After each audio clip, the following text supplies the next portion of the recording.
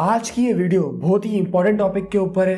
Poor mindset और rich mindset में difference क्या है, क्या सोच में डिफरेंस है, क्या मेंटेलिटी में डिफरेंस है और क्या उनके एक्शंस में डिफरेंस है। आज की इस वीडियो में हम इसी के बारे में बात करेंगे। तो चलिए जरा टाइम वेस्ट नहीं करते और वीडियो स्टार्ट करते हैं। Rich mindset versus poor mindset, इस चीज को समझना बहुत ज्यादा जरूरी है। सबसे पहले जो हैबिट होती है रिच माइंडसेट वाले लोगों में, वो होती है प्रैक्टिकल एग्जीक्यूशन। वो कुछ भी आइडिया के बारे में सोचते तो उस पर एक्शन लेते हैं, उस पर काम करते हैं, उसको एग्जीक्यूट करते हैं। और यही मैं पुअर माइंडसेट वाले लोगों की बात करूं तो वो हमेशा सोचते रहते हैं कि मुझे ये करना है, मुझे वो करना है, लेकिन उनके एक्शन और एग्जीक्यूशन हमेशा जीरो होते हैं। इसीलिए पुअर माइंडसेट वाले लोग हमेशा पीछे रह जाते हैं। सेकेंड पॉइंट, जो रिच माइंडसेट वाले लोग होते हैं उनके पास मल्टीपल इनकम फ्लो होते हैं। वो कभी भी एक इनकम फ्लो पे डिपेंड नहीं रहते।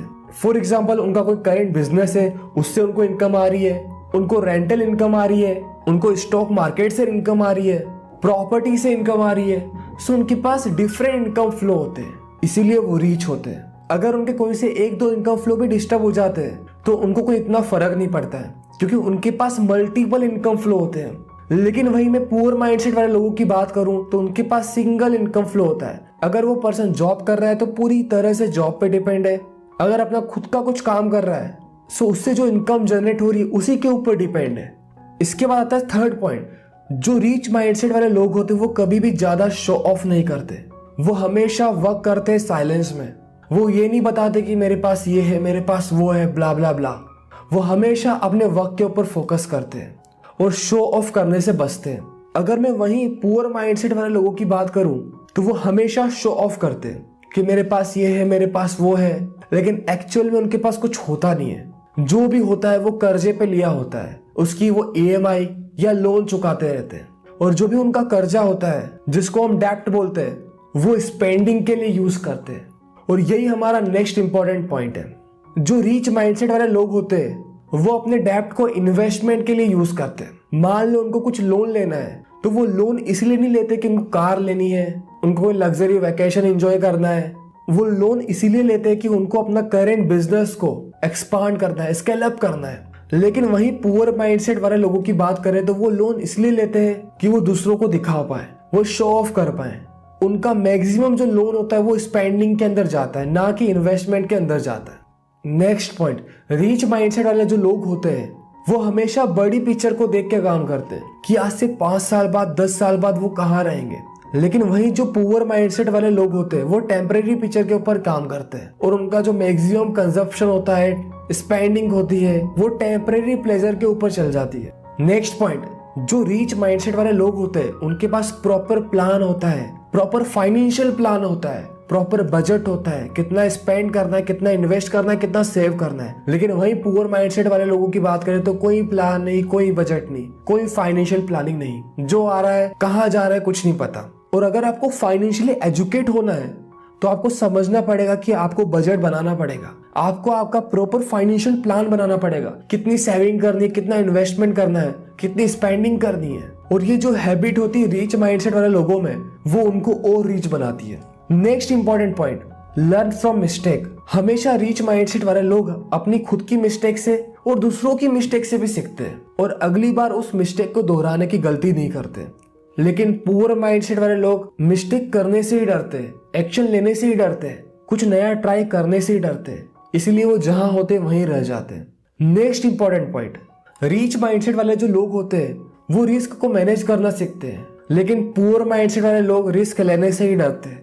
वो कभी कुछ नया ट्राई नहीं करते, क्योंकि उनको कुछ भी नया ट्राई करने में रिस्क लगती है और वो रिस्क लेना कभी नहीं चाहते।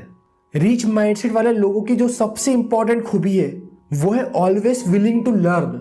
वो हमेशा कुछ ना कुछ नया सीखना चाहते हैं, वो अपनी स्किल्स को इम्प्रूव करते हैं। लेकिन वहीं मैं पुअर माइंडसेट वाले लोगों की बात करूं तो वो सोचते हैं कि मुझे सब आता है, मुझे इसके बारे में भी सब आता है, मुझे उसके बारे में भी सब आता है। वो समझते हैं कि उनको सब ऑलरेडी आता है और इसी प्रॉब्लम के कारण उनकी ग्रोथ स्टक हो जाती है, वो जहां होते हैं वहीं रह जाते हैं। नेक्स्ट इंपॉर्टेंट पॉइंट, जो रिच माइंडसेट वाले लोग हैं वो हमेशा रिस्पॉन्सिबिलिटी लेते हैं। कुछ गलती होती है तो उसे एक्सेप्ट करते हैं, कुछ गलत हो जाता है तो उसकी रिस्पॉन्सिबिलिटी खुद लेते हैं। लेकिन पुअर माइंडसेट वाले लोग हमेशा दूसरे को ब्लेम करते हैं। नेक्स्ट इंपॉर्टेंट पॉइंट, जो रिच माइंडसेट वाले लोग होते हैं वो हमेशा सॉल्यूशन ओरिएंटेड होते हैं। वो किसी भी प्रॉब्लम को देखते तो उसका सॉल्यूशन ढूंढने की कोशिश करते हैं। लेकिन पुअर माइंडसेट वाले लोग हमेशा प्रॉब्लम प्रॉब्लम प्रॉब्लम, वो कभी भी प्रॉब्लम का सॉल्यूशन निकालने की कोशिश नहीं करते। रिच माइंडसेट वाले लोग हमेशा बड़ा सोचते हैं, लेकिन वहीं पुअर माइंडसेट वाले लोग हमेशा छोटा सोचते हैं। उनकी सोच का एक लेवल बन जाते हैं, उससे ऊपर वो कभी सोच नहीं पाते। रिच माइंडसेट वाले लोग हमेशा कॉम्प्लीमेंट करते दूसरों को, लेकिन पुअर माइंडसेट वाले लोग हमेशा क्रिटिसाइज करते हैं। रिच माइंडसेट वाले लोग हमेशा ये सोचते हैं कि मैं इस पर्टिकुलर चीज को कैसे अफोर्ड करूं, how can I afford it. और पुअर माइंडसेट वाले लोग हमेशा ये बोलते हैं कि आई कांट अफोर्ड इट, और ये चीज सबकॉन्शियसली उनके माइंड में फिट हो जाती है और उनके एक्शन भी उसी अकॉर्डिंग होते हैं। रिच माइंडसेट वाले लोग हमेशा फ्यूचर की सोचते हैं और प्रेजेंट की सोचते हैं, लेकिन पुअर माइंडसेट वाले लोग हमेशा अपनी पास्ट की सोचते हैं कि उसने मेरे साथ ये बुरा करा था, मुझसे ये गलती हो गई थी, उसने ये कर दिया, उसने ये कर दिया। वो हमेशा अपने पास्ट में रहते हैं और कभी भी फ्यूचर और प्रेजेंट के रिगार्डिंग प्लानिंग नहीं करते। सो ये थे कुछ इंपॉर्टेंट पॉइंट जो कि मैंने आपको बताया आज इस वीडियो में। आपको कुछ आइडिया लगा होगा कि क्या डिफरेंस होता है मेंटेलिटी में, क्या डिफरेंस होता है माइंडसेट में। और अगर आपका माइंडसेट प्रॉपर है सो आपको जो चाहिए वो आपको मिलेगा।